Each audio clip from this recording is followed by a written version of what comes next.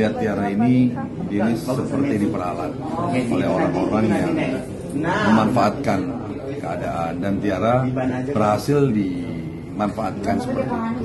Jadi aku sedih banget melihat dia jadi tersangka. Halo Sobat Fakta Bang Pin, ketemu lagi dengan Bang Pin yang terus mengabarkan fakta viral seputar selebritas tanah air yang terus saja bikin berita, dan dengan berita mereka tetap eksis di ranah media. Yaitulah pembelaan Saipul Jamil untuk Tiara Marlene. Ia mengatakan Tiara Marlene itu dijebak sehingga dia menjadi tersangka. Artinya dimanfaatkan orang-orang sehingga dia menjadi tersangka.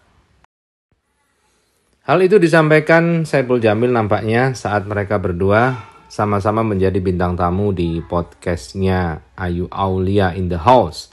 Nampak Tiara Marlene memang menangis di situ, mengemis damai dari Haji Faisal, dan dia akan selalu berusaha untuk bagaimana mendapatkan maaf dari Haji Faisal.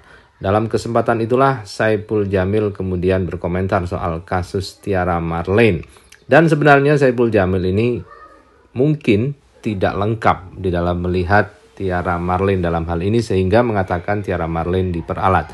Nah, bagaimanakah hubungan Saipul Jamil dengan Tiara Marlene? Kenapa sampai dia mengatakan Tiara Marlene diperalat?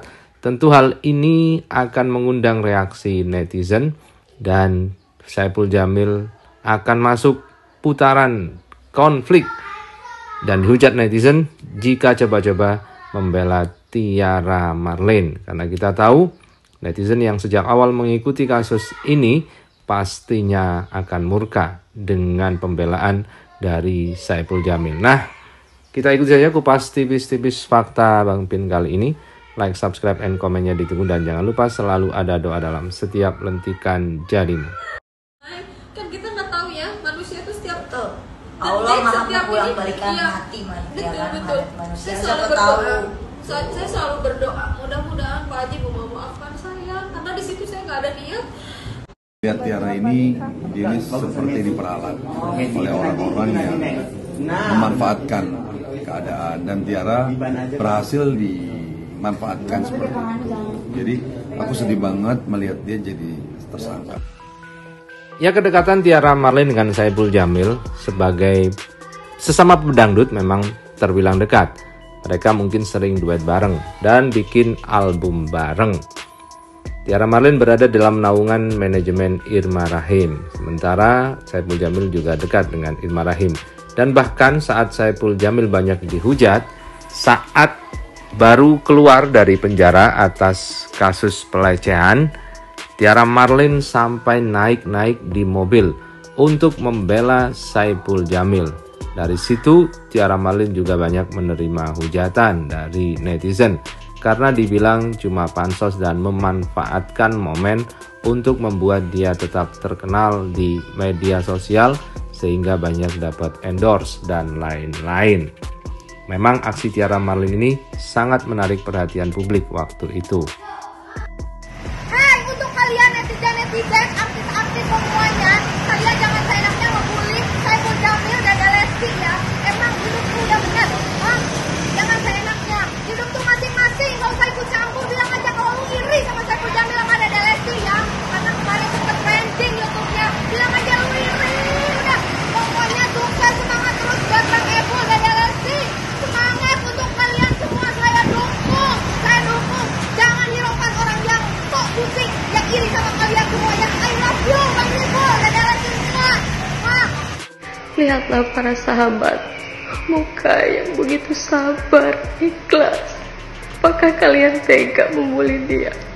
Di dunia ini gak ada yang sempurna. Kesempurnaan hanya milik Allah.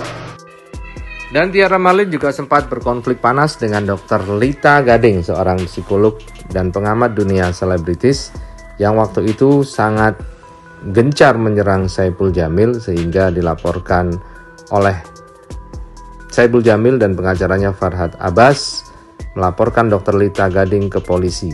Hal ini membuat Tiara Marlene bersorak dan mengejek Dr. Lita Gading. Sementara saat ini giliran Dr. Lita Gading yang bersorak atas tersangkanya Tiara Marlene. Dr. Lita Gading seperti puas dan mengatakan hal ini sebagai karma. Halo, assalamualaikum Dr. Lita Gading. Salam kenal, saya Tiara Marlin. Hari ini saya dengan sangat senang hati mendengar Anda sudah dilaporkan. Selamat ya.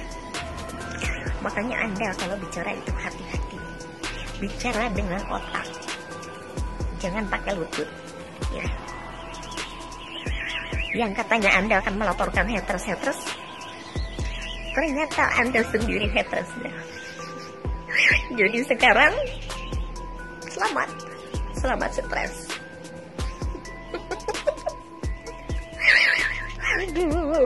Atau mungkin guys, dokter ini sudah tidak punya pasien kali ya. Bisa mungkin juga kebanyakan bahan kimia masuk ke tubuhnya.